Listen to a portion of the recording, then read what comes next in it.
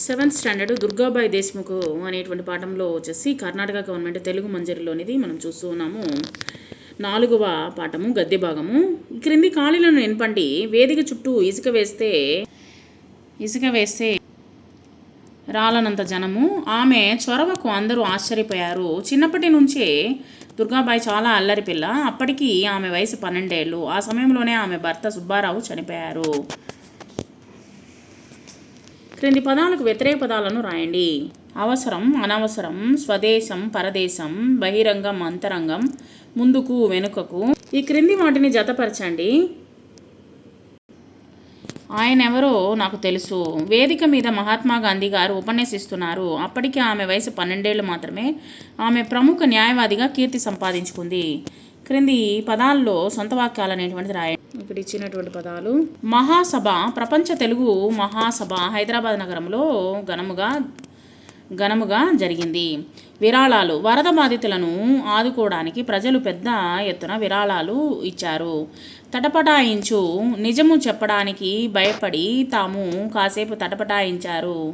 అల్లారు ముద్దుగా, తల్లిదండ్రులు తమ ఏకైక కుమార్తెను అల్లారు ముద్దుగా పెంచారు. ఒప్పందము, 2 దేశాల మధ్య వ్యాపార రంగంలో కొత్త ఒప్పందం కుదిరింది. మందలించు, హోంవర్క్ చేయని విద్యార్థిని ఉపాధ్యాయుడు కోప్పడకుండా మృదువుగా మందలించారు. జాతీయ ప్రభుత్వము, దేశ సంక్షోభ సమయంలో అన్ని పార్టీలు కలిసి జాతీయ ప్రభుత్వం ఏర్పాటు చేశాయి. బహిరంగ సభ, ఎన్నికల ప్రచారం కోసం నాయకులు రేపు పెద్ద బహిరంగ సభను నిర్వహిస్తున్నారు. అనుపమానము, ప్రకృతి అందాలను సృష్టించినటువంటి దేవుని నైపుణ్యము నిజంగానే అనుపమానము. క్రింది పదాలను కలిపి రాయండి. చేతులకు ప్లస్ ఉన్న, చేతులకున్న, వారు ప్లస్ అందరిని, వారందరి. ఈ క్రింది మాటలు ఎవరితో అన్నారో వివరించండి. నీ చేతులకున్న బంగారు గాజులు కూడా ఇస్తావా పాపా అని గాంధీ గారు దుర్గాబాయి దేశ్ముఖ్ని చూసి అడిగారన్నమాట ఈ మాటలు. మంచిదానివేలే అమ్మాయి, ఆయన ఎవరనుకున్నావు? ఒక నాయకుడు దుర్గాబాయిని అడిగినటువంటి సందర్భంలోనిది. దేశానికి కావలసింది నీ వంటి వాళ్లేనమ్మా. ఇది నెహ్రూ దుర్గాబాయి ధైర్యాన్ని మెచ్చుకుని సందర్భంలోనిది.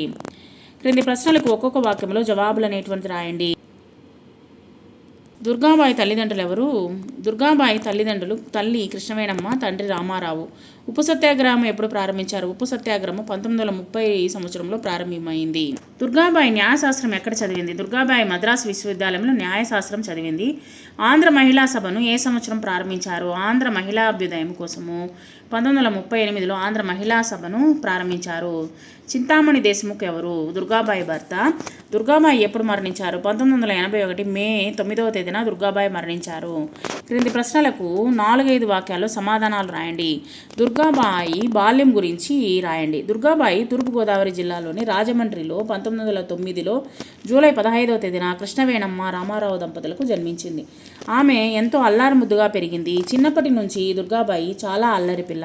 అంత చిన్న వయసులోనే తన తల్లి అల్లరి పాటుతో అన్ని రంగాల్లో నైపుణ్యాన్ని సంపాదించింది. ముఖ్యంగా ముగ్గులు పెట్టడంలోనూ, పూల జడలు అల్లడంలోనూ దుర్గాబాయి మంచి నేర్పరి. దుర్గాబాయి విద్యాభ్యాసం గురించి రాయండి. దుర్గాబాయి పసితనంలోని బాపూజీ బోధనల చేత ఆకర్షించబడి ఆయన చూపినటువంటి బాటలో నడిచింది. విదేశీ భాష అయిన ఇంగ్లీష్ నేర్చుకోవడము ఇష్టము లేక ఆమె ప్రభుత్వ పాఠశాలలో చదువుకోవడం మానేసింది. మిల్లు బట్టలను అన్నిటినీ ఆహుతి చేసి పాఠశాలను నెలకొల్పింది. చిన్నారి పంతులమ్మగానే తానే దాన్ని నిర్వహించిందనమాట, స్కూల్ని, బడిని.